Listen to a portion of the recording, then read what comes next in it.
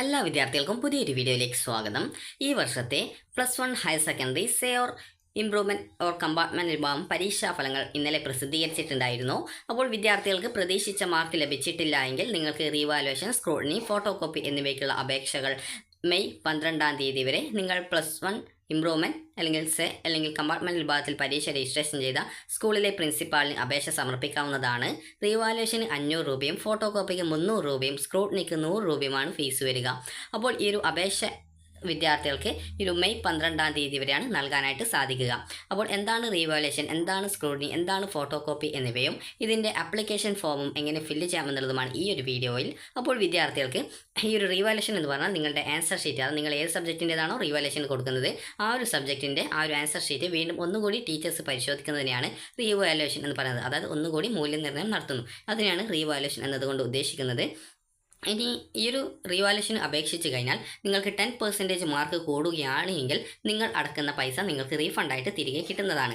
അപ്പോൾ ഈ ഒരു കാര്യത്തിൽ നിങ്ങൾക്കൊരു ഡൗട്ട് ഉണ്ടാകും, എങ്ങനെയാണ് ഈ റീഫണ്ട് എന്ന് പറയുന്നത്. 10% കൊണ്ട് ഉദ്ദേശിക്കുന്നത് നിങ്ങൾക്കിപ്പോൾ റീവാലുവേഷന് മുമ്പ് ലഭിച്ചിട്ടുള്ള TE മാർക്ക് എന്ന് പറയുന്നത് ഒരു 20 മാർക്ക് ആണെന്ന് വിചാരിക്കാം. അപ്പോൾ നിങ്ങൾക്ക് റീവാലുവേഷന് ശേഷം 10% കൂടുക എന്ന് പറയുമ്പോൾ ഇത് എത്ര മാർക്കിലുള്ള സബ്ജക്റ്റാണ് എന്നുള്ളതനുസരിച്ചിട്ടാണ് ഈ ഒരു 10% നോക്കുന്നത്. അതായത് ഇപ്പോൾ 60 മാർക്കിലുള്ള കെമിസ്ട്രി ആണെന്ന് വിചാരിക്കാം, നിങ്ങൾ റീവാലുവേഷനായിട്ട് കൊടുക്കുന്നു. അപ്പോൾ അങ്ങനെ റീവാലുവേഷന് കൊടുക്കുന്ന സമയത്ത് നിങ്ങൾക്ക് റീവാലുവേഷന് മുമ്പ് 20 മാർക്കാണ് കിട്ടിയിട്ടുള്ളത്. എന്നാൽ റീവാലുവേഷന് ശേഷം 10% കൊണ്ട് ഉദ്ദേശിക്കുന്നത് 60 മാർക്കിൻ്റെ 10% ആണ്. അതായത് ആകെ മാർക്കിൻ്റെ 10% ആണ്. അപ്പോൾ 60 മാർക്കിൻ്റെ 10% എന്ന് പറയുമ്പോൾ 6 മാർക്കാണ് 10% കൊണ്ട് ഉദ്ദേശിക്കുന്നത്. അപ്പോൾ 20 മാർക്ക് റീവാലുവേഷന് മുമ്പുള്ളത് റീവാലുവേഷന് ശേഷം നിങ്ങൾക്ക് 26 മാർക്കോ ഇതിൽ കൂടുതലോ മാർക്ക് നിങ്ങൾക്ക് കിട്ടുകയാണെങ്കിൽ, അതായത് 26-ഓ 26-ൽ കൂടുതലോ, അതായത് 6 മാർക്ക് നിങ്ങൾക്ക് എക്സ്ട്രാ ആയിട്ട് കൂടുതൽ കിട്ടുകയോ അതിൽ കൂടുതലോ കിട്ടുകയാണെങ്കിൽ നിങ്ങൾ അടക്കുന്ന 500 രൂപ, അതായത് റീവാലുവേഷൻ്റെ ഫീസാണ് 500 രൂപ, ഈ ഒരു പൈസ നിങ്ങൾക്ക് റീഫണ്ടായിട്ട് തിരിച്ചു കിട്ടും. ഇനി അതേസമയം 80 മാർക്കുള്ള ഇംഗ്ലീഷ് ആണെന്ന് വിചാരിക്കുക. അപ്പോൾ 80 മാർക്കുള്ള ഇംഗ്ലീഷ് ആണ് നിങ്ങൾ റീവാലുവേഷന് ആയിട്ട് അപേക്ഷിക്കുന്ന സമയത്ത് നിങ്ങൾക്ക് ഈ ഒരു റീവാലുവേഷന് മുമ്പ് നിങ്ങൾക്ക് ലഭിച്ചിട്ടുണ്ടായിരുന്ന മാർക്ക് ഒരു 30 മാർക്കാണെന്ന് വിചാരിക്കാം. അപ്പോൾ ഈ ഒരു 30 മാർക്കാണ്. അപ്പോൾ ഈ ഒരു 30 മാർക്ക്, അതായത് ഈ ഒരു 80 മാർക്കുള്ള ഇംഗ്ലീഷ് ആണ്. അപ്പോൾ റീവാലുവേഷന് മുമ്പ് നിങ്ങൾക്ക് കിട്ടിയത് 30 മാർക്കാണ്. റീവാലുവേഷന് ശേഷം 10% കൂടി, 10% എന്ന് പറയുമ്പോൾ 80-ൻ്റെ 10% എന്ന് പറയുമ്പോൾ 8 മാർക്കാണ്. അപ്പോൾ ഈ ഒരു 38 മാർക്ക് നിങ്ങൾക്ക് ലഭിച്ചു. അതായത് ആദ്യം ഉള്ളതിനേക്കാൾ 8 മാർക്ക് കൂടി. ഈ ഒരു 8 മാർക്കും അതിൽ കൂടുതലോ കൂടുകയാണെങ്കിൽ നിങ്ങൾക്ക് ഈ ഒരു റീഫണ്ട് കിട്ടുന്നതാണ്. അതായത് 30 മാർക്കുള്ള വിദ്യാർത്ഥിക്ക് ഒന്നുകിൽ 38-ഓ അല്ലെങ്കിൽ 38-ൽ കൂടുതലോ മാർക്ക് കിട്ടുന്ന സാഹചര്യത്തിൽ, അതായത് 10% എന്ന് പറയുമ്പോൾ 8 മാർക്കാണ്. അപ്പോൾ ഈ ഒരു 8 മാർക്കോ അതിൽ കൂടുതലോ മാർക്ക് നിങ്ങൾക്ക് കിട്ടുകയാണെങ്കിൽ നിങ്ങൾക്ക് ആ ഒരു നിങ്ങൾ അടച്ച 500 രൂപ നിങ്ങൾക്ക് തിരികെ സ്കൂളിൽ നിന്നും റീഫണ്ടായിട്ട് തിരിച്ചു കിട്ടും. അതായത് ഏത് വിഷയത്തിനാണോ ഈ രീതിയിൽ 10% മാർക്ക് കൂടിയിട്ടുള്ളത് ആ ഒരു വിഷയങ്ങൾക്ക് മാത്രമാണ് നിങ്ങൾക്ക് ഈ ഒരു റീഫണ്ട് കിട്ടുക. അതായത് റീവാലുവേഷന് അപേക്ഷിച്ച് 10% കൂടിയ വിഷയങ്ങൾക്ക് മാത്രമാണ് റീഫണ്ട് കിട്ടുക. അപ്പോൾ വിദ്യാർത്ഥികൾക്ക് ഇനി ഉള്ള പ്രധാനപ്പെട്ട സംശയമാണ് സ്ക്രൂട്ടിനി എന്താണ്. സ്ക്രൂട്ടിനി എന്ന് പറഞ്ഞാൽ നിങ്ങളുടെ ആൻസർ ഷീറ്റ്, വാല്യുവേഷൻ ചെയ്തിട്ടുള്ള ആൻസർ ഷീറ്റ് ഒന്നുകൂടി പരിശോധിച്ച് ഏതെങ്കിലും ക്വസ്റ്റ്യൻസിന് ഈ ഒരു മാർക്ക് തരാൻ വിട്ടുപോയിട്ടുണ്ടായിരുന്നോ, അല്ലെങ്കിൽ ഈ ഒരു മാർക്ക് തന്നത് ടോട്ടൽ കൂട്ടുന്ന സമയത്ത് തെറ്റിപ്പോയിട്ടുണ്ടാകും എന്നിങ്ങനെയുള്ള ബേസിക് കാര്യങ്ങൾ മാത്രം നോക്കുന്നതിനെയാണ് ഈ ഒരു സ്ക്രൂട്ടിനി എന്ന് പറയുന്നത്. സ്ക്രൂട്ടിനിക്ക് 100 രൂപയാണ് ഫീസ് വരുന്നത്. അടുത്തത് ഫോട്ടോ കോപ്പിയാണ്. ഫോട്ടോ കോപ്പിക്കുള്ള ഫീസ് എന്ന് പറയുന്നത് 300 രൂപയാണ്. അപ്പോൾ നിങ്ങൾ ഈ ഒരു എഴുതിയിട്ടുള്ള ആൻസർ ഷീറ്റിൻ്റെ ഒരു ഫോട്ടോ സ്റ്റാറ്റ് എടുത്ത് അത് നിങ്ങൾക്ക് സ്കൂൾ മുഖേനയോ അതല്ലെങ്കിൽ തപാൽ മുഖേനയോ ആയിട്ട് നിങ്ങൾക്ക് അയച്ചു തരും. അത് പരിശോധിച്ച് നിങ്ങൾക്ക് മാർക്ക് കൂടുതൽ ഉണ്ടോ ഇല്ലയോ എന്നുള്ള കാര്യം പരിശോധിച്ച് നിങ്ങൾക്ക് മാർക്ക് നല്ല കൂടുതൽ ഉണ്ടെങ്കിൽ നിങ്ങൾക്ക് അതുമായി ബന്ധപ്പെട്ടുള്ള അപേക്ഷ സമർപ്പിച്ചാൽ നിങ്ങൾക്ക് ആ ഒരു കൂടിയ മാർക്ക് എത്രയാണോ എന്നുള്ളത് നിങ്ങളുടെ ആൻസർ ഷീറ്റ് ഒന്നുകൂടി വാല്യുവേഷൻ ചെയ്ത് നിങ്ങൾക്ക് കൂടിയ മാർക്ക് എത്രയാണോ അത് നിങ്ങൾക്ക് വീണ്ടും തരുന്നത് ആയിരിക്കും. അപ്പോൾ ഈ ഒരു രീതിയിലാണ് റീവാലുവേഷൻ, സ്ക്രൂട്ടിനി, ഫോട്ടോ കോപ്പി എന്നിവ വരുന്നത്. ഇനി നിങ്ങൾക്ക് പ്രതീക്ഷയുണ്ട് എങ്കിൽ, അത് നിങ്ങൾക്ക് ഈ റീവാലുവേഷനൊക്കെ അപേക്ഷിച്ച് മാർക്ക് കൂടുമെന്ന് നിങ്ങൾക്ക് പ്രതീക്ഷയുണ്ട് എങ്കിൽ നിങ്ങൾക്ക് അപേക്ഷിക്കാം. റീവാലുവേഷൻ അപേക്ഷിച്ച എല്ലാ വിദ്യാർത്ഥികൾക്കും മാർക്ക് കൂടുതൽ കിട്ടുമോ എന്ന് ചോദിച്ചു കഴിഞ്ഞാൽ ഒരിക്കലും കിട്ടുന്നതല്ല. കാരണം ഈ ഒരു റീവാലുവേഷൻ അപേക്ഷിച്ചു എന്നുള്ളത് കൊണ്ട് നിങ്ങൾക്ക് ഈ ഒരു മാർക്ക് കൂടില്ല. നിങ്ങൾക്ക് ഒരു പ്രതീക്ഷ ഉണ്ടായിരിക്കണം. അത് നിങ്ങൾക്കിപ്പോൾ 1 മാർക്കായിരുന്നാലും ഒന്നിലധികം മാർക്കായിരുന്നാലും കൂടുമെന്ന് നിങ്ങൾക്ക് പ്രതീക്ഷ ഉണ്ട് എങ്കിൽ നിങ്ങൾക്ക് അപേക്ഷിക്കാവുന്നതാണ്. നിങ്ങൾക്ക് 10% കൂടുകയാണെങ്കിൽ മാത്രമാണ് നിങ്ങൾക്ക് റീഫണ്ട് കിട്ടുള്ളൂ എന്നുള്ളത് മാത്രമേ ഉള്ളൂ. 10%-ൽ കുറവാണ് എങ്കിൽ നിങ്ങൾക്ക് ആ ഒരു കൂടിയ മാർക്ക് ലഭിക്കുന്നത് ആയിരിക്കും. അപ്പോൾ ഈ ഒരു രീതിയിലാണ് മാർക്ക് കൂടുമെന്ന് നിങ്ങൾക്ക് പ്രതീക്ഷ ഉണ്ടെങ്കിൽ റീവാലുവേഷനായിട്ട് അപേക്ഷിക്കാം. അതുപോലെ സ്ക്രൂട്ടിനി, ഫോട്ടോ കോപ്പി എന്നിവ ആവശ്യമുള്ളവർക്ക് അപേക്ഷിക്കാവുന്നതാണ്. അപ്പോൾ മെയ് 12-ാം തീയതി വരെ, അതായത് ഈ ഒരു മെയ് 12-ാം തീയതി വരെയാണ് നിങ്ങൾക്ക് ഈ ഒരു അപേക്ഷ സമർപ്പിക്കാൻ സാധിക്കുക. നിങ്ങൾ +1 say or improvement or compartment വിഭാഗത്തിൽ പരീക്ഷയ്ക്ക് രജിസ്ട്രേഷൻ ചെയ്ത സ്കൂളിലെ പ്രിൻസിപ്പാളിനാണ് ഈ ഒരു അപേക്ഷ സമർപ്പിക്കേണ്ടത്. അപ്പോൾ ഈ ഒരു അപേക്ഷ സമർപ്പിക്കാനായിട്ട് നിങ്ങൾ ചെയ്യേണ്ടത് ഈ ഒരു ഫോം, അതുപോലെ തന്നെ ഈ ഒരു ഫോം ഫില്ല് ചെയ്ത് കൊടുക്കുക. അതുപോലെ തന്നെ ഫോം സ്കൂളിൽ നിന്ന് കിട്ടുന്നതാണ്. അതുപോലെ തന്നെ നിങ്ങൾക്ക് ഈ ഒരു ഫീസ് എത്രയാണോ ആ ഒരു ഫീസ്, അതുപോലെ തന്നെ ഏതൊക്കെ വിഷയങ്ങളാണ് നിങ്ങൾ റീവാലുവേഷനായിട്ട് അപേക്ഷിക്കുന്നത്, നിങ്ങൾ എഴുതിയിട്ടുള്ള എല്ലാ വിഷയങ്ങളും, നിങ്ങൾ ഈ ഒരു ഇംപ്രൂവ്മെൻറ്റ് അല്ലെങ്കിൽ സേ കമ്പാർട്ട്മെൻറ്റിലായിട്ട് എഴുതിയിട്ടുള്ള ഏത് വിഷയം വേണമെങ്കിലും നിങ്ങൾക്ക് ഈ റീവാലുവേഷൻ, സ്ക്രൂട്ടിനി, ഫോട്ടോ കോപ്പി എന്നിവയ്ക്കുള്ള അപേക്ഷ സമർപ്പിക്കാൻ സാധിക്കും. അപ്പോൾ ഇങ്ങനെയുള്ള ഏതൊക്കെ വിഷയങ്ങളാണോ അത്തരം വിഷയങ്ങൾ നിങ്ങൾക്ക് വേണമെങ്കിൽ ഈ ഒരു അപേക്ഷ സമർപ്പിക്കാവുന്നതാണ്. റീവാലുവേഷൻ 10% കൂടിയ സബ്ജക്റ്റുകൾക്ക് മാത്രമേ നിങ്ങൾക്ക് ഈ റീഫണ്ട് കിട്ടത്തുള്ളൂ. ബാക്കിയുള്ള സബ്ജക്റ്റിന് മാർക്ക് കൂടുതലുണ്ടെങ്കിൽ ആ ഒരു കൂടിയ മാർക്ക് കിട്ടുന്നത് ആയിരിക്കും. അതുപോലെ തന്നെ റീവാലുവേഷൻ അപേക്ഷിച്ച് കഴിഞ്ഞാൽ പല വിദ്യാർത്ഥികളും ചോദിക്കുന്നതാണ്, ആദ്യം ഉള്ള മാർക്കിനേക്കാൾ കുറവാണ്, അതായത് ആദ്യമുള്ള മാർക്കിനേക്കാൾ നിങ്ങൾക്ക് കുറവാണ് കിട്ടുന്നതെങ്കിൽ ഏത് മാർക്കാണ് പരിഗണിക്കുക എന്നുള്ളത്. അത് നിങ്ങളുടെ കൂടിയ മാർക്കാണ് റീവാലുവേഷന് പരിഗണിക്കുക. അതായത് റീവാലുവേഷന് അപേക്ഷിച്ച് മാർക്ക് കുറവാണ് എന്നത്, അങ്ങനെയെങ്കിൽ കൂടിയ മാർക്ക് ഏതാണോ ആ ഒരു മാർക്കാണ് നിങ്ങളുടേതായിട്ട് കൺസിഡർ ചെയ്യുക. അത് റീവാലുവേഷന് മുമ്പുള്ളതാണോ കൂടുതൽ, റീവാലുവേഷന് ശേഷമുള്ളതാണോ കൂടുതൽ, ഏതാണ് അതാണ് പരിഗണിക്കുക.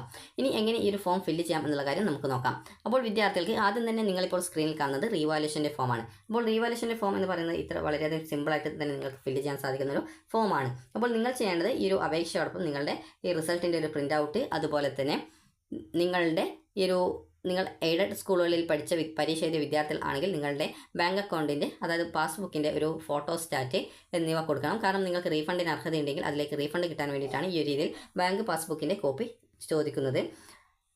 അപ്പോൾ എങ്ങനെ ഈ ഒരു ഫോം ഫില്ല് ചെയ്യാം എന്നുള്ള കാര്യം നമുക്ക് നോക്കാം. ഇത് സ്കൂളിൽ നിന്ന് നിങ്ങൾക്ക് കിട്ടുന്നതാണ്. അല്ലെങ്കിൽ DHSE പോർട്ടലിൽ ഫോംസ് ആൻഡ് പ്രൊസീജിയേഴ്സ് എന്നുള്ളതിൽ ഈ ഒരു ഫോം കൊടുത്തിട്ടുണ്ട്. അപ്പോൾ നിങ്ങൾക്ക് അത് ഈ ഒരു DHSE പോർട്ടലിൽ താഴെയായിട്ടാണ് കൊടുത്തിട്ടുള്ളത്. അപ്പോൾ ഈ ഫോം എങ്ങനെ ഫില്ല് ചെയ്യാം എന്നുള്ളത് നോക്കാം. അപ്പോൾ ഇവിടെ കൊടുത്തിട്ടുണ്ട് ഈ ഒരു application for revaluation of answer script of higher secondary examination first or second year എന്ന് പറഞ്ഞുകൊണ്ട് കൊടുത്തിട്ടുണ്ട്. അപ്പോൾ നിങ്ങൾ ചെയ്യേണ്ടത് ഇവിടെ, അതായത് എക്സാമിനേഷൻ ഫസ്റ്റ് ഓർ സെക്കൻഡ് എന്നുള്ള ഭാഗത്ത് സെക്കൻഡ് എന്നുള്ളത് തടയുക. അതിനുശേഷം ഇവിടെ മാർച്ച് 2025 എന്നുള്ളത് കൃത്യമായിട്ട് എഴുതുക. 20 ഉണ്ട്, അപ്പോൾ 25 എന്നുള്ളത് കൃത്യമായിട്ട് എഴുതുക. അതിനുശേഷം നിങ്ങളുടെ പേര് എന്താണെന്നുള്ളത് കൃത്യമായിട്ട് ക്യാപിറ്റൽ ലെറ്ററിൽ എഴുതുക. നിങ്ങളുടെ രജിസ്റ്റർ നമ്പർ ഇവിടെ എഴുതുക. അതിനുശേഷം നിങ്ങളുടെ സെൻറ്റർ, അതുപോലെ സെൻറ്റർ, അതായത് നിങ്ങളുടെ സെൻറ്ററിൻ്റെ പേരും അതുപോലെ തന്നെ സെൻറ്ററിൻ്റെ നമ്പർ ഉണ്ടാകും. അപ്പോൾ ആ ഒരു അതായത് നിങ്ങൾ പരീക്ഷ ചെയ്ത സ്കൂളിൻ്റെ ഒരു കോഡ് ഉണ്ടാകും. അപ്പോൾ ആ ഒരു സ്കൂൾ കോഡും കൃത്യമായിട്ട് ഇവിടെ എഴുതുക. അത് നിങ്ങൾക്കറിയില്ലെങ്കിൽ ആ ഒരു സ്കൂളിൽ ചോദിച്ചു കഴിഞ്ഞാൽ മതി, എന്നിട്ട് നിങ്ങൾ ഫില്ല് ചെയ്താൽ മതിയാകും. അതുപോലെ തന്നെ റവന്യൂ ഡിസ്ട്രിക്ട്, അതായത് ആ ഒരു സ്കൂൾ സ്ഥിതി ചെയ്യുന്ന ജില്ല ഏതാണ്, നിങ്ങൾ ഏത് ജില്ലയിലാണോ പരീക്ഷ എഴുതിയത് ആ ഒരു ജില്ല ഏതാണെന്ന് കൃത്യമായിട്ട് എഴുതുക. അതിനുശേഷം ഇവിടെ papers for which revaluation is required, അതായത് നിങ്ങൾ ഏതൊക്കെ വിഷയങ്ങളാണ് റീവാലുവേഷന് കൊടുക്കുന്നതെന്നുള്ള ഡീറ്റെയിൽസ് ഫില്ല് ചെയ്യുകയാണ് ചെയ്യേണ്ടത്. ഇവിടെ സീരിയൽ നമ്പർ എന്നുള്ളത് 1 എന്ന് എഴുതുക.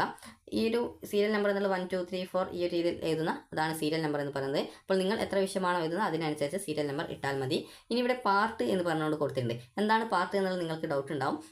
അപ്പോൾ നിങ്ങൾ ചെയ്യുന്നത് പാർട്ട് എന്ന് പറയുമ്പോൾ പാർട്ട് 1 എന്ന് പറയുന്നത് ഇംഗ്ലീഷാണ്, പാർട്ട് 1 ഇംഗ്ലീഷ് ആണ്. പാർട്ട് 2 എന്ന് പറയുന്നത് നിങ്ങളുടെ സെക്കൻഡ് ലാംഗ്വേജ് ആണ്. അതുപോലെ പാർട്ട് 3 ആണെങ്കിൽ ബാക്കിയുള്ള സബ്ജക്റ്റൊക്കെ പാർട്ട് 3യിലാണ് വരിക. അപ്പോൾ നിങ്ങൾ ഇംഗ്ലീഷിൻ്റേതാണ് റീവാലുവേഷന് കൊടുക്കുന്നതെങ്കിൽ നിങ്ങൾ പാർട്ട് എന്നുള്ള ഭാഗത്ത് പാർട്ട് 1 എന്നുള്ളതാണ് കൊടുക്കേണ്ടത്. അതുപോലെ സെക്കൻഡ് ലാംഗ്വേജ് ആയിട്ടുള്ള ഏതെങ്കിലും സെക്കൻഡ് ലാംഗ്വേജ് ആണ് റീവാലുവേഷന് കൊടുക്കുന്നതെങ്കിൽ പാർട്ട് 2 എന്ന് കൊടുക്കുക.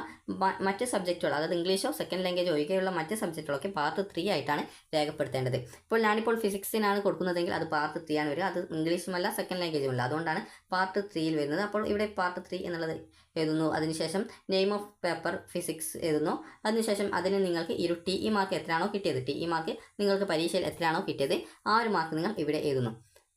ഇപ്പോൾ ഒരു ഉദാഹരണത്തിന് എനിക്കിപ്പോൾ 20 മാർക്കാണ് കിട്ടിയത്, എനിക്കൊരു 40 മാർക്ക് കിട്ടുമെന്ന് പ്രതീക്ഷയുണ്ടായിരുന്നു. അപ്പോൾ ഞാൻ ആ ഒരു 20 മാർക്ക് TE എത്രയാണോ കിട്ടിയത് ആ ഒരു മാർക്ക് ഇവിടെ എഴുതുന്നു. ഈ ഒരു രീതിയിൽ നിങ്ങൾക്ക് ഒന്നിലധികം സബ്ജക്റ്റിൽ, ഇപ്പോൾ ഞാൻ ഇംഗ്ലീഷ് കൂടി കൊടുക്കുന്നുണ്ടെങ്കിൽ അടുത്തത് പാർട്ട് 1 കൊടുക്കുന്നു. അതുപോലെ തന്നെ ഇംഗ്ലീഷ് കൊടുക്കുന്നു. ഇംഗ്ലീഷിന് എനിക്കൊരു 30 ആണ് കിട്ടിയത്, ഒരു 50 മാർക്ക് കിട്ടുമെന്ന് പ്രതീക്ഷയുണ്ടായിരുന്നു. അപ്പോൾ അങ്ങനെയെങ്കിൽ 30 എന്ന് പറഞ്ഞുകൊണ്ട് കൊടുക്കുന്നു. ഈ ഒരു രീതിയിലാണ് നിങ്ങൾ എഴുതേണ്ടത്.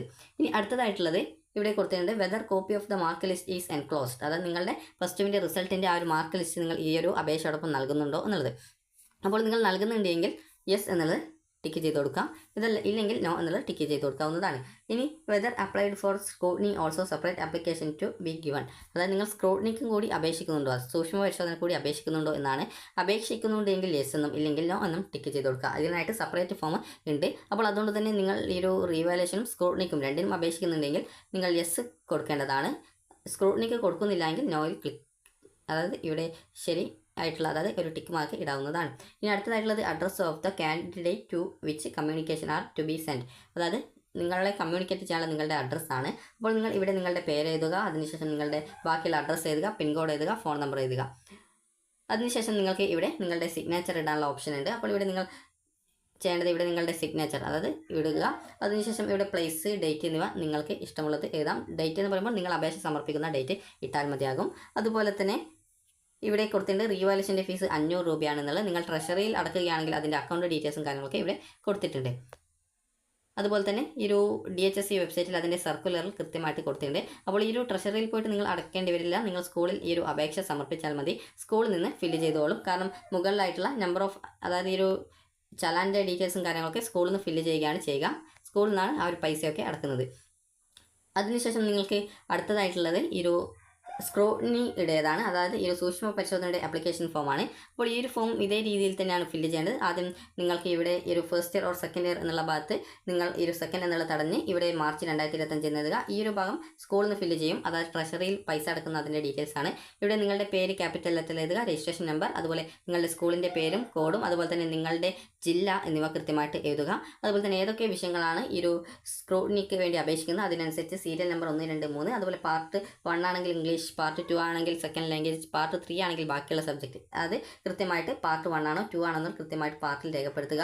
അതായത് ഇംഗ്ലീഷ് ആണെങ്കിൽ പാർട്ട് 1 എന്നുള്ള ഇത് രേഖപ്പെടുത്തുക. മറ്റ് സെക്കൻഡ് ലാംഗ്വേജ് ആണെങ്കിൽ ഈ ഒരു പാർട്ട് 2, ബാക്കിയുള്ള സബ്ജക്റ്റ് ആണെങ്കിൽ പാർട്ട് 3 എന്ന് എഴുതുക. അതുപോലെ തന്നെ ഇവിടെ TE മാർക്കാണ് നിങ്ങൾ സ്കോർ എന്നുള്ള ഭാഗത്ത് എഴുതേണ്ടത്. ഇനി അതുപോലെ തന്നെ ഇവിടെ പ്രധാനമായിട്ടും പറഞ്ഞിട്ടുള്ള മറ്റു കാര്യം എന്ന് പറയുന്നത് നിങ്ങൾ ഈ ഒരു +2ൻ്റെ റിസൾട്ട് അതായത് +2 അല്ല ഈ ഒരു റിസൾട്ടിൻ്റെ പ്രിൻ്റ് ഔട്ട് നിങ്ങൾ ഇതിനോടൊപ്പം വെക്കുന്നുണ്ടോ എന്നാണ്. ഉണ്ടെങ്കിൽ യെസ് എന്ന് ടിക്ക് ചെയ്യുക. അതുപോലെ നിങ്ങൾ റീവാലുവേഷനായിട്ട് അപേക്ഷിക്കുന്നുണ്ടോ എന്ന് ചോദിക്കുന്നുണ്ട്. സ്ക്രൂട്ടിനിക്ക് അപേക്ഷിക്കുന്ന വിദ്യാർത്ഥി റീവാലുവേഷൻ അപേക്ഷിക്കുന്നുണ്ടെങ്കിൽ യെസ് എന്നും ഇല്ലെങ്കിൽ നോ എന്നും ടിക്ക് ചെയ്ത് കൊടുക്കുക. അതുപോലെ നിങ്ങളുടെ അഡ്രസ്സ് കൊടുക്കാനുള്ള ഭാഗമുണ്ട്. ബാക്കിയുള്ളതൊക്കെ ഏകദേശം സെയിം ആയിട്ട് തന്നെയാണ്. അതുപോലെ ഇതിൻ്റെ ഫീസ് 100 രൂപയാണ് ഉള്ളത്.